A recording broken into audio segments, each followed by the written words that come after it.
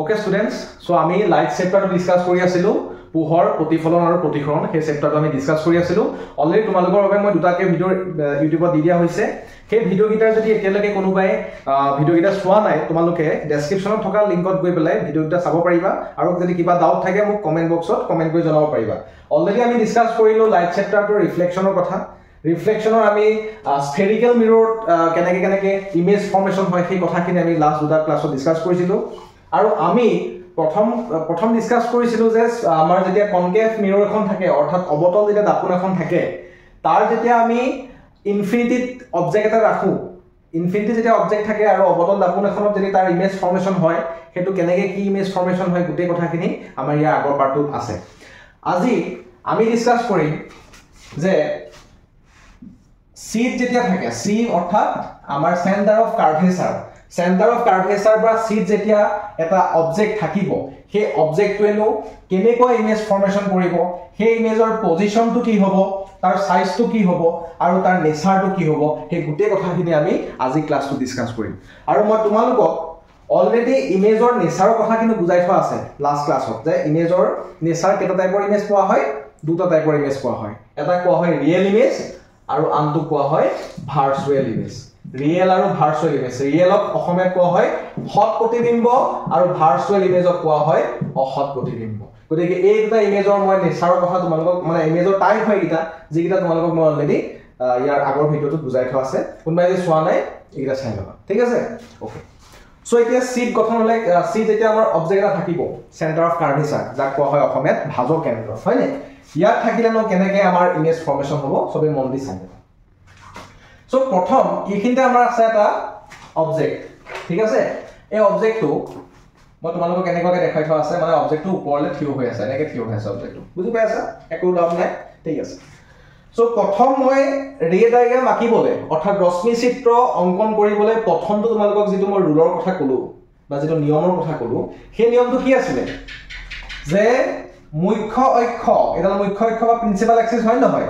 যে মুখ্য অক্ষৰ সমান্তৰালকৈ যোৱা ৰশ্মিডাল প্ৰতিফলনৰ পাছত কাৰ মাজেদি পাৰ হৈ আহিব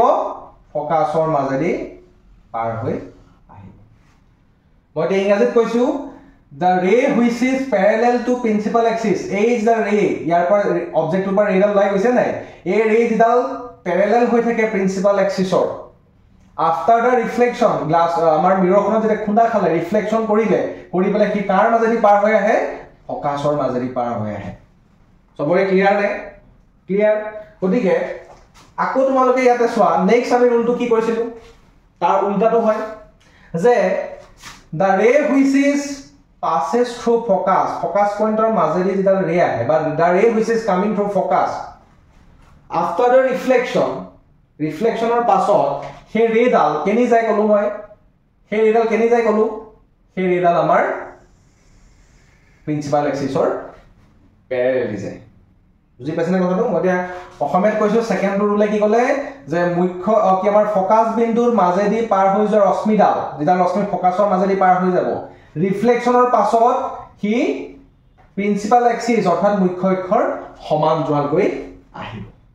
আৰু তোমালোকক মই এটা কথাই কলো যেতিয়া দুটা ৰশ্মিয়ে পৰস্পৰ কটাকটি কৰে অৰ্থাৎ যেতিয়া দুটা ৰে ইন্টাৰসেক্ট কৰে যেটো পইণ্টত ইন্টাৰসেক্ট কৰিব তাতে কি বনে তাতে ইমেজ ফৰ্মেশন হয় তাতে প্ৰতিবিম্বটো বনে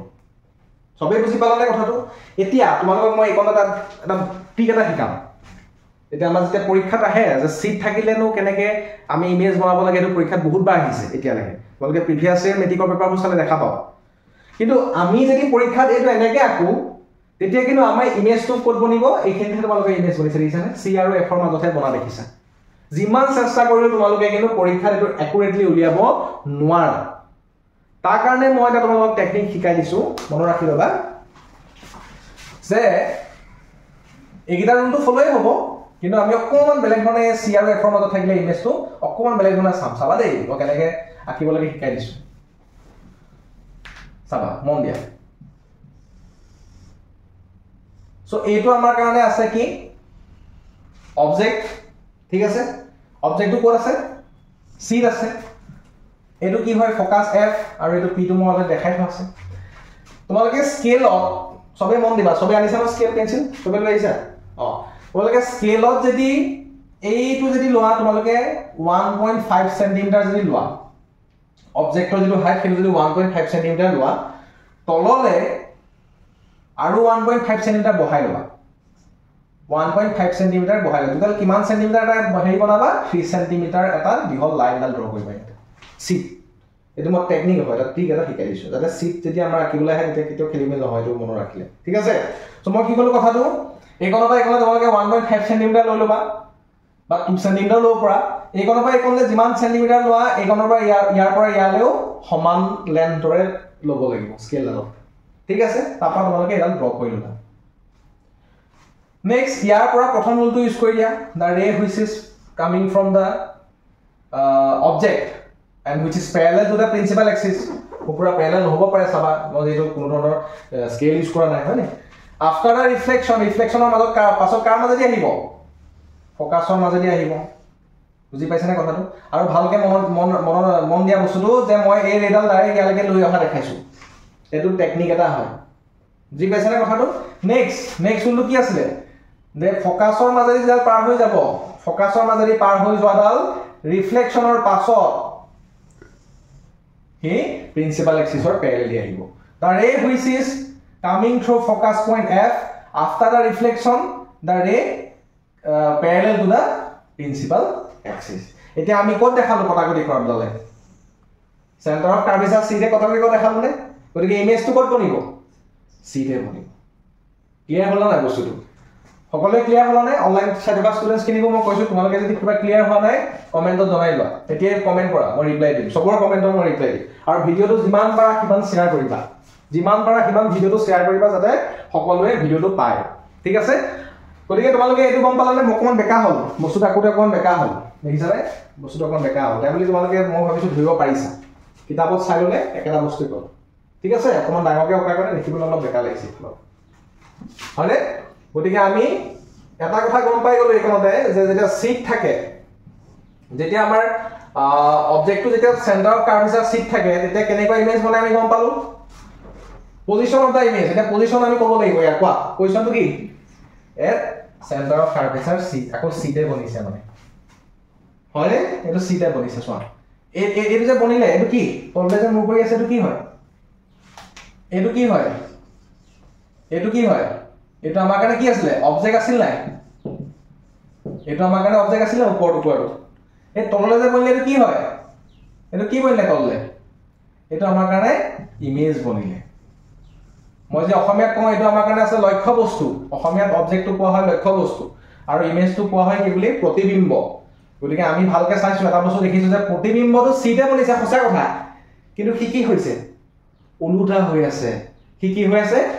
উল্টা হৈ আছে মানে ইনভার্টেড হৈ আছে কথাটো বুজি পাইছা নাই গতিকে আমি ভালদৰে মন কৰিলে এটা বস্তু দেখা পাম যেতিয়া অবজেক্টটো সিট থাকিব তেতিয়া যেটো ইমেজ ফৰ্মেশন হ'ব সেই ইমেজটো সিটে বনিব কিন্তু সেই ইমেজটো কি হ'ব ইনভার্টেড হ'ব বা উল্টা হ'ব গতিকে তোমালোকে এই কোনটা ভালকে ক'ব পাৰিবা যে আমাৰ পজিশন অফ দা ইমেজটো কি হ'ব সি হ'ব আৰু সেই যেটো ইমেজৰ যেটো টাইপ হয় সেইটো কি হ'ব এটা ইনভাৰ্টেড ইমেজ এটা হ'ব সেইটো আমি নেচাৰত দেখিম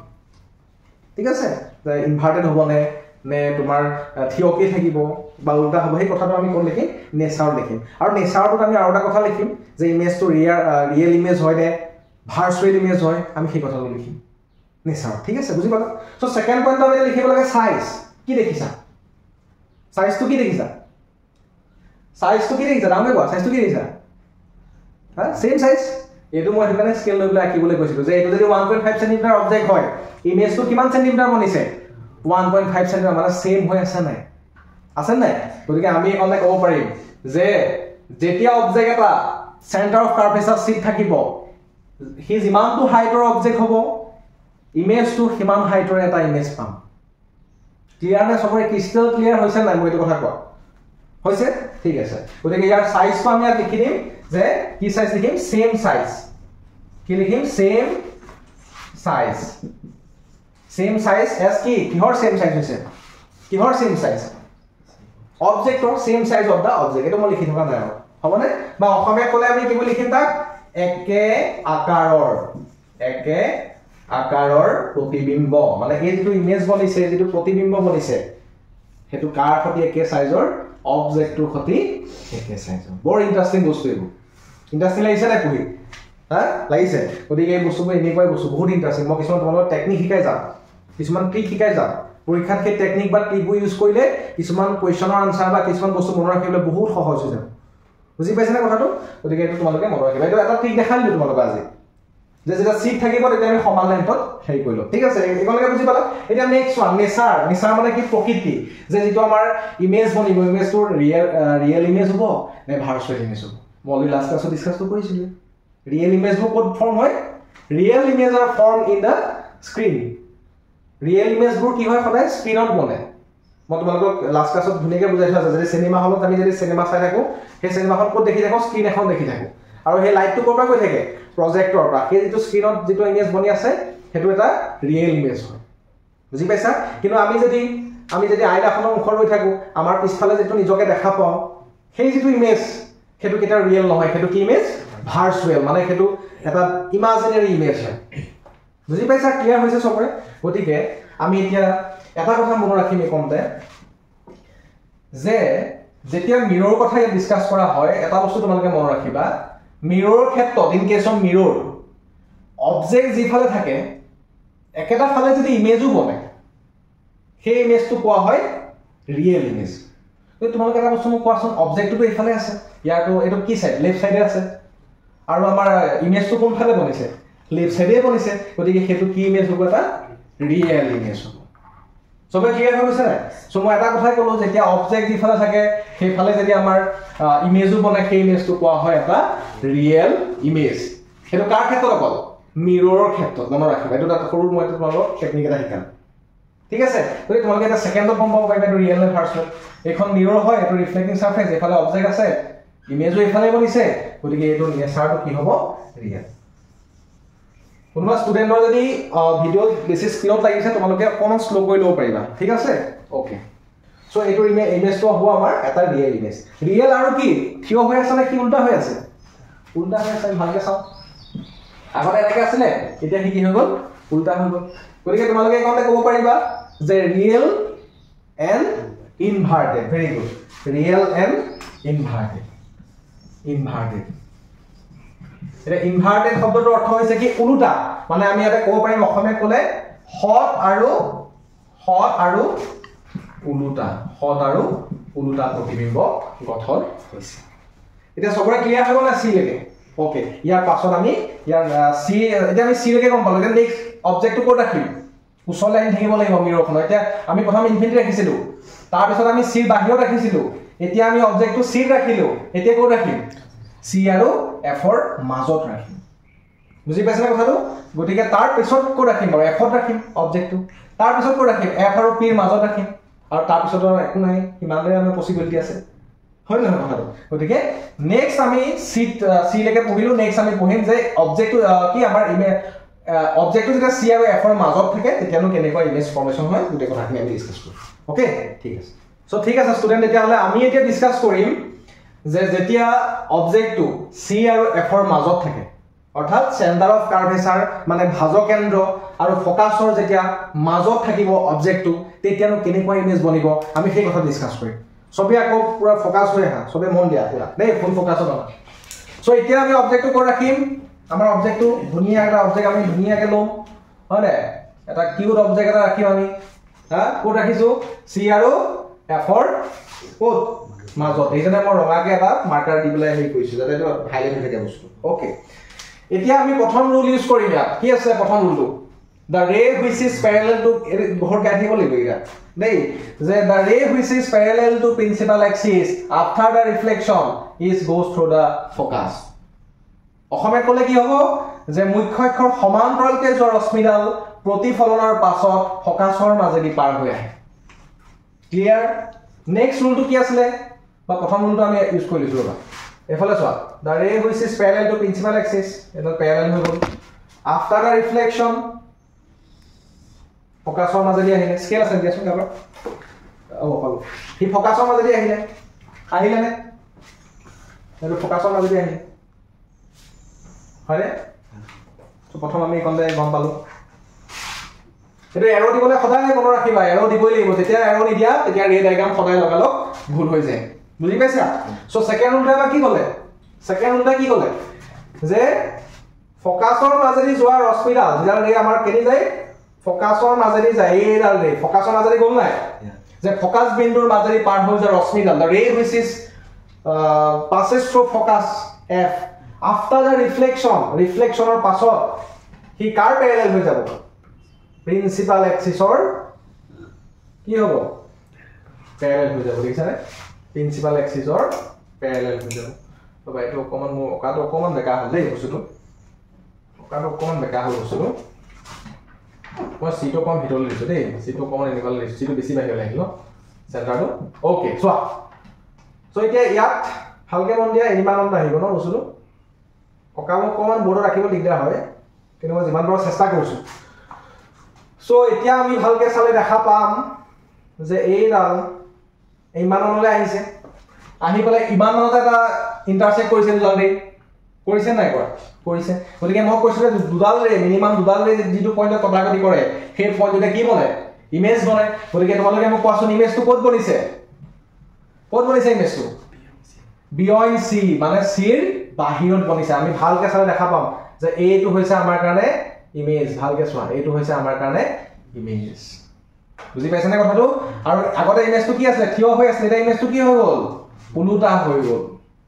বুজি পালা গতিকে আমি এটা আগতে যদি ইমেজটো নাম লিখো a আৰু b বুলি এটা আমি কি বুলি লিখিম a ড্যাশ b ড্যাশ আমি এনেকে উল্টা কৰি দিম এতিয়া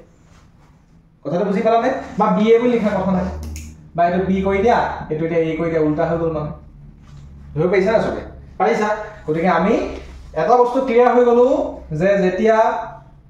আমাৰ c আৰু f ৰ মাজত থাকে একদম প্ৰপাৰ কিবা দেই বস্তু পেন্সিল লৈ বলে ভালকে কিবা সকলোৱে c আৰু f ৰ মাজত থাকিলে আমাৰ পজিশন অফ দা ইমেজটো ক'ত বনে beyond c b e y o n d beyond c মানে আমি ক'ব পাৰিম c ৰ বাহিৰত কি বুলি ক'বা c ৰ বাহিৰত আমাৰ কি বনিছে ইমেজটো বনিছে c ৰ বাহিৰত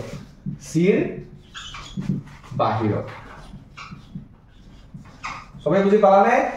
সবে ক্লিয়াৰ হৈ গ'ল নাই ওকে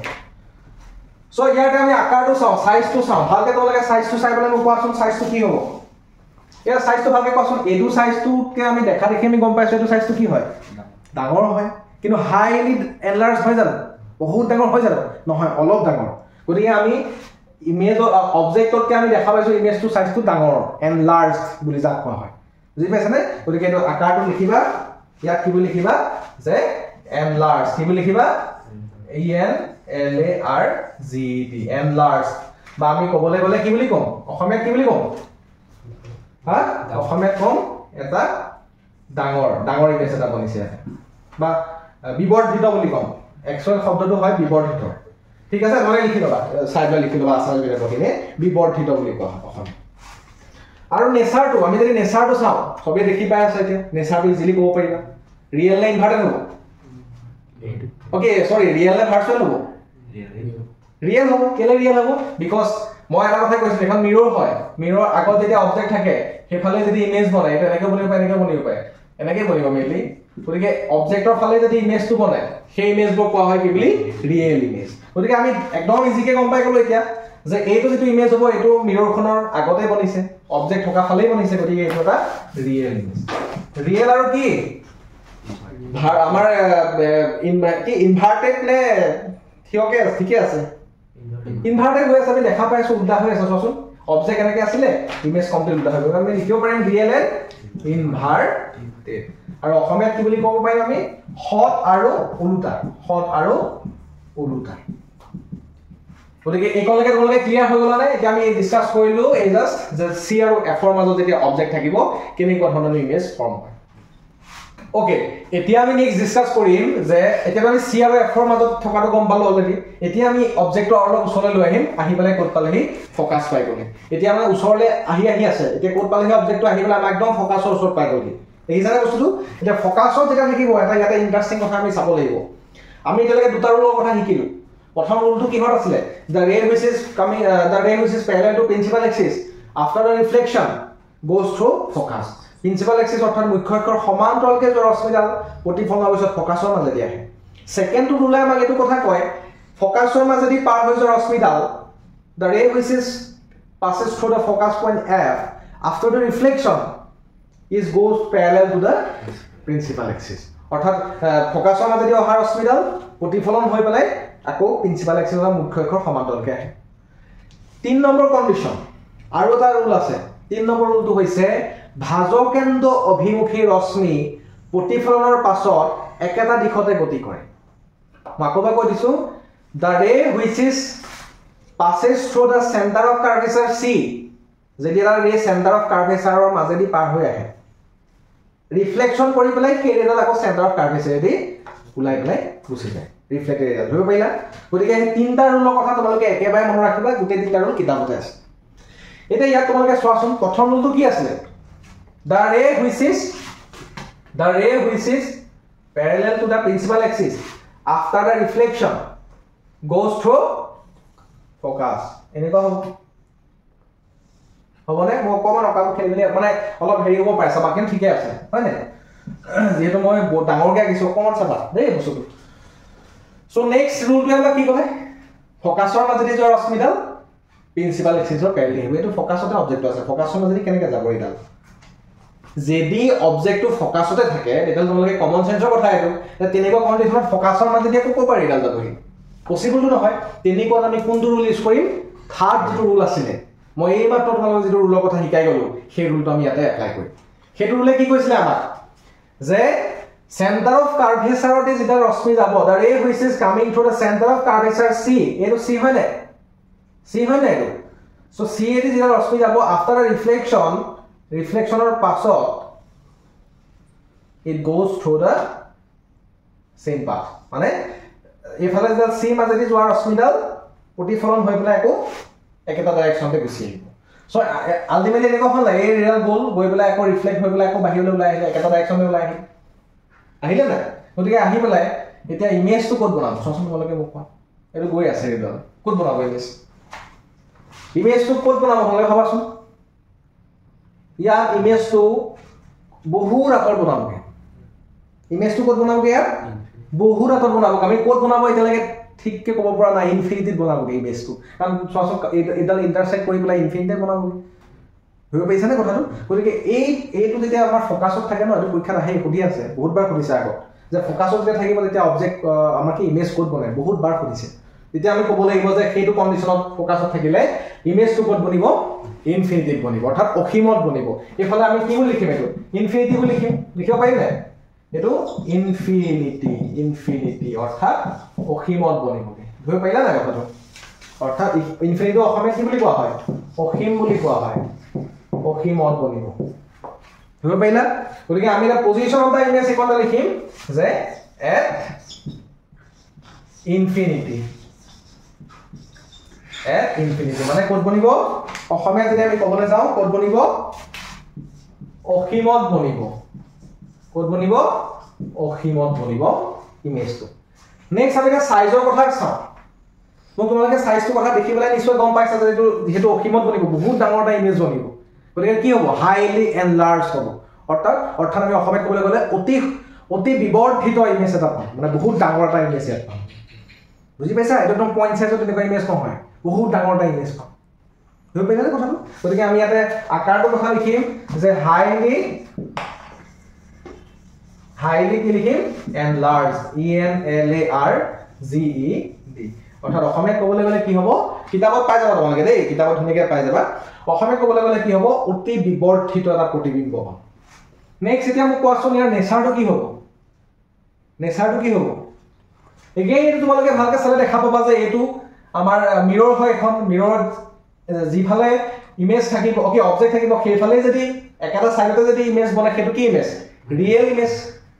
গতিকে এইটো কি এটা ইমেজ এইটো এটা ৰিয়েল ইমেজ সবে ভালকে বুজি পাই আছানে আৰু ভালকে চোৱাচোন এইটো তললে গৈছে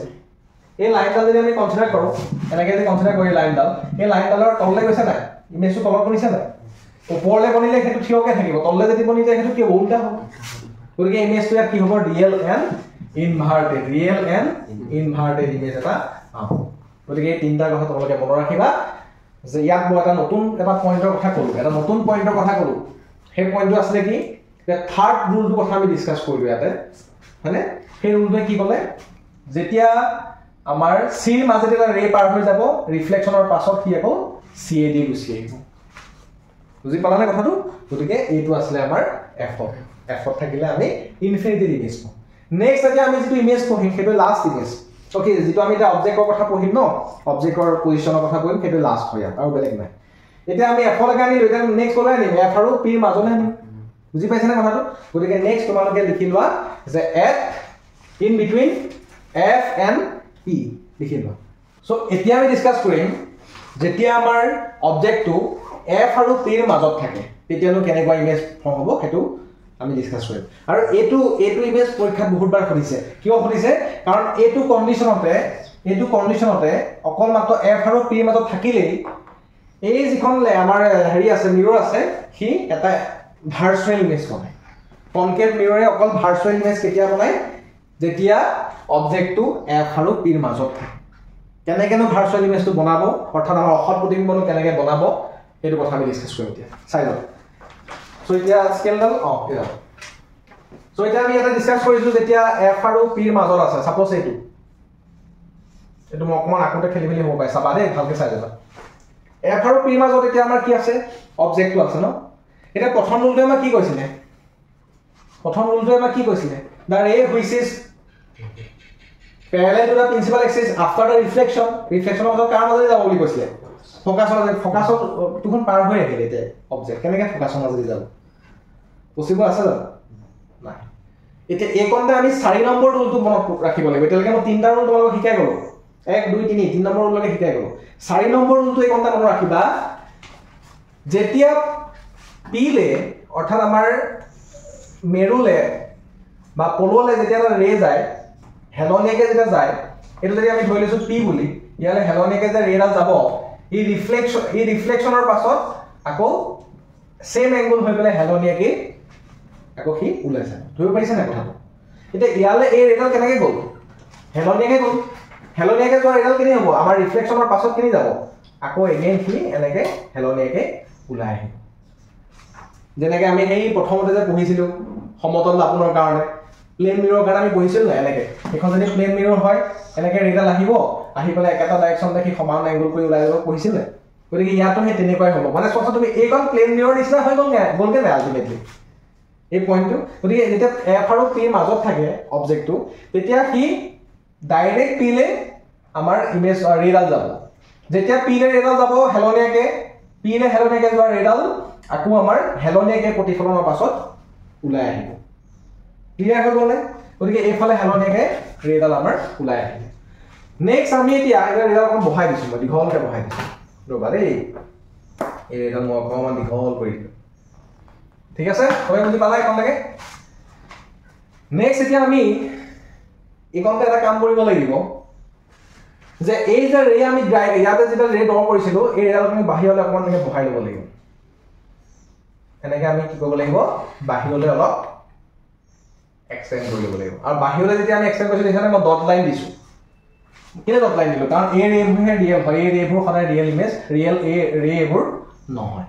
মন দি যোৱা দেই এই বস্তু সবে মন দি যোৱা সো মই এটা কি কৰিলো এইটো আমাৰ সদায় অবজেক্ট আছিলে অবজেক্টটো F আৰু P ৰ মাজত আছিলে অবজেক্টটোৰ পৰা ৰে গল কি হেলনিয়াকে গৈছে P লে অৰ্থাৎ কি মানে ভাৰ্টিকেলি হেৰিকে গৈছে হয় না তাৰ পিছত যোৱাৰ পিছত কি হ'ল খুন্দা খা লাগে খাই পেলাই কি ৰিফ্লেক্ট কৰি পেলাই আকৌ এনেকে বেকাকে কি ওলাই আহিছে ধৰি পাইছে কথাটো আৰু তেতিয়া আমি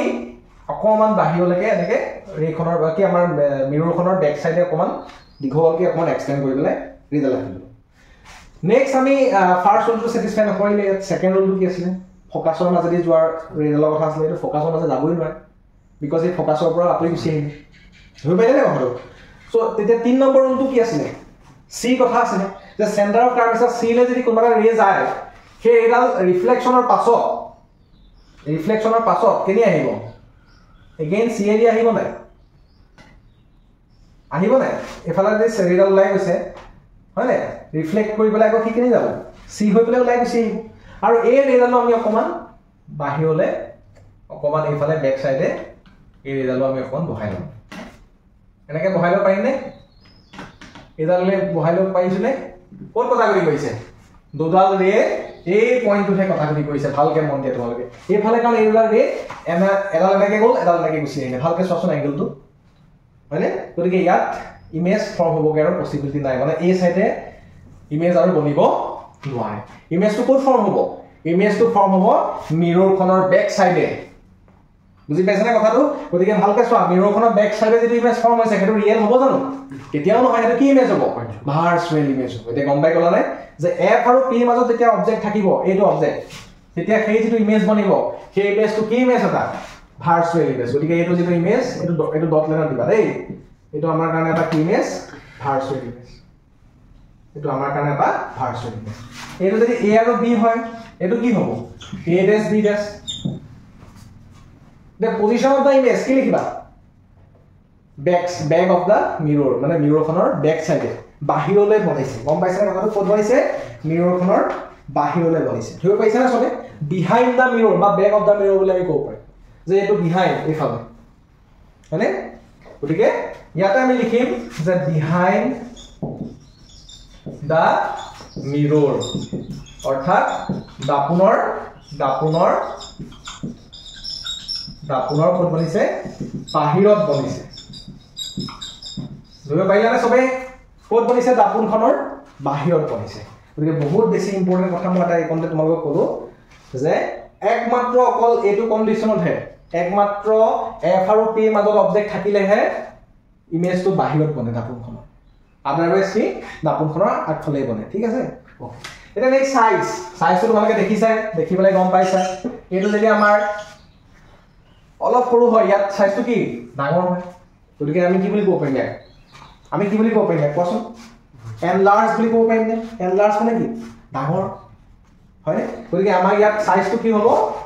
এনলাৰ্জ ENLARGE অৰ্থাৎ অসমীয়াত আমি ক'ম ইয়াক কি বুলি বিবৰ্ধিত বুলি ক'ম মানে ডাঙৰ বুজি পাইছা কথাটো আৰু নেচাৰটো অলৰেডি মই ইমানটো কৈ গ'লো নেচাৰটো কি হয়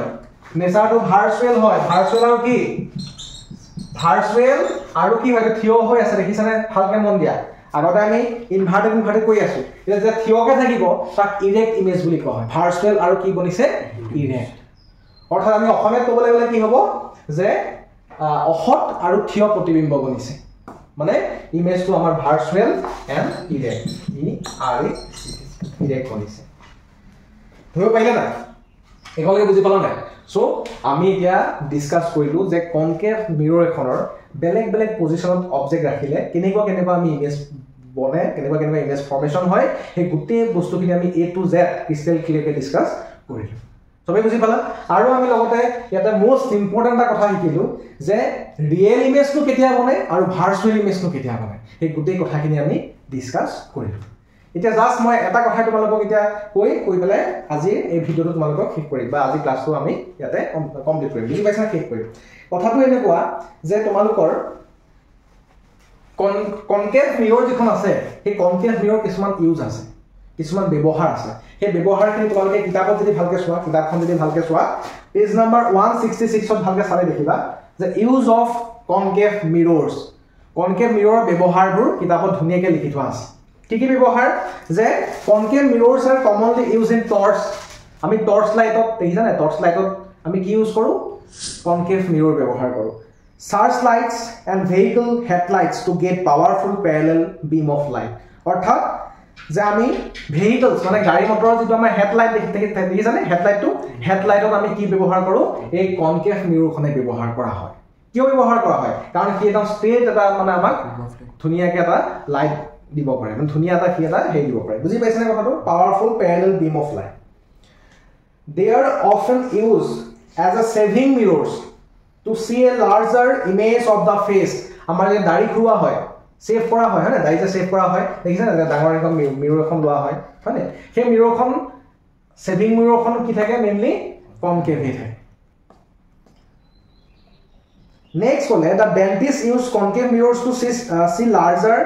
images of the teeth of the patient আমাৰ ডেন্টিষ্টৰ ওচৰত তুমি গৈছা নে দাঁত দেখাবলৈ গৈছা নে গৈছা ডেন্টিষ্টৰ ওচৰত তোমালোকে দেখিছা ডেন্টিষ্টে বেডখনত খুৱাই পেলাই তোমালোকক যেতিয়া এখন মিৰৰ ওচৰলৈ লৈ আহে সেই মিৰৰখন কি হয় কনকেভ মিৰৰ তাতো তোমালোকে ডাঙৰকে তেওঁ দাঁতৰ মানে ইমেজটো চাব পাৰে টিথৰ বুজি পাইছা না কথাটো সো ডেন্টিস্টেও মানে এখন মিৰৰ ইউজ কৰে গতিকে এইখিনি ডাইৰেক্ট কিতাপতে আছে সেইটো কাৰণে মই তোমালোকক ডাইৰেক্ট কিতাপৰ পৰাই দেখাই দিলোঁ এইখিনি হৈছে আমাৰ কিছুমান কনকেভ মিৰৰৰ এপ্লিকেশ্যনছ বা ইউজ বুজি পাইছা আৰু মই অলৰেডি তোমালোকক ধুনীয়াকৈ ডিটেইলছত ডিছকাছ কৰিলোঁ যে কেনেকুৱাকৈ আমি অবজেক্ট ৰাখিলে কেনেকুৱা ইমেজ ফৰ্মেশ্যন হয় আমি ইয়াৰ নেক্সট ক্লাছটোত